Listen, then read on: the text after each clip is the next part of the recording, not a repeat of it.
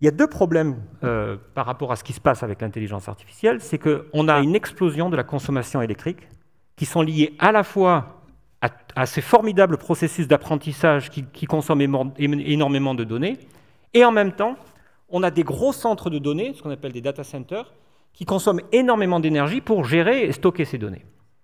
D'accord ? Et donc à la sortie, on a un vrai problème qui est que c'est juste pas soutenable. C'est-à-dire que l'augmentation de la consommation d'énergie engendrée par l'intelligence artificielle est beaucoup trop importante, et on sait qu'à l'horizon de 30 ans, on n'arrivera pas à tenir l'objectif.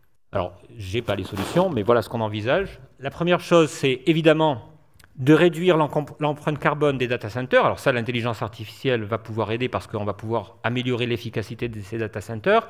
On les envoie dans des zones beaucoup plus froides pour qu'elles n'émettent pas de chaleur. Et puis, ce qui est vraiment important, c'est, donc là, c'est au niveau des données. Ce qui est vraiment important, c'est qu'on fait énormément de travail sur les nouveaux ordinateurs. Donc, les nouveaux ordinateurs, on essaye de faire qu'ils se basent sur le fonctionnement du cerveau. Parce que, je ne sais pas si vous l'avez noté, mais le cerveau, non seulement, comme l'a dit Luc Ferry, apprend beaucoup mieux et beaucoup plus vite que l'ordinateur, mais en même temps, il consomme très très peu d'énergie.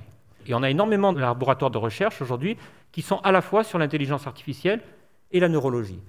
Et puis enfin, c'est tout ce qui concerne l'éducation des ingénieurs et des développeurs pour qu'ils ne regardent pas simplement l'augmentation de la quantité et la capacité de calcul, mais qu'ils puissent aussi considérer l'optimisation et l'efficacité en termes de consommation d'énergie.